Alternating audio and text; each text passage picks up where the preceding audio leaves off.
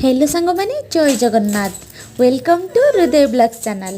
देखंतु आज मैं रांधिबा को जाउची माछ आलू झोल। को माछ कहले भाकुड़ माछ। फास्ट पियाज एमिति भाजी नबा तापरे आमे ताको अदे रसुण पेस्ट दबा। मु 2 चामच देछि आपण आपणको माछ आलू हिसाब रे देबे। तापरे आमे माने टमाटो दे दबा।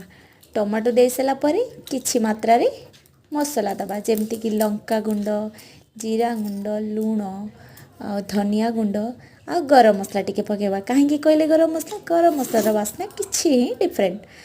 आउ तापरे आमे भल भाबे मसला को 5 मिनिट छाड़ी दबा जेमती कि टमाटोटा भल से हे जिवो। तापरे आमे देई दबा टिके गरम मसला आउ माछ मसला। माछ मसला दे सला परे एमती टिके भल भाबे गुड़ा देबा आउ ताकू छाड़ी दबा आमे 5 मिनिट। 5 मिनिट मु आसी पुओ सहित खेलिली कहीं पुओ भी कांदुला ता सहित टिके खेलिली ताको कहली बाबू फ्लाइंग किस दियो बाबू भी फ्लाइंग किस दउथला। आउ तापर आसिक देखली मसला भल भाबे हे जाइतला। मसला हे सला परे मु ताको भल से टिके गोळे देला परे देखंतु कलर भी भल आसी आउ मसला भी हे जाइसे बसलानी। तापरे मु आलू देई ताको भल से कसी देबी। कसी देला परे छाड़ी देले 5 मिनिट ताको छाड़ी देबी। छाड़ी सारिला परे पानी दे देबी।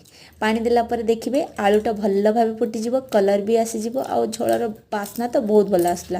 तापरे मु भाजी थिबा माछ को छाड़ी देली।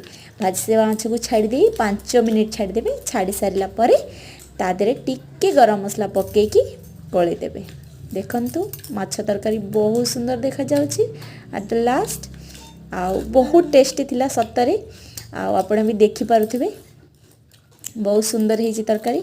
आउ केमिति हैला मो माछ तरकारी कहिबे।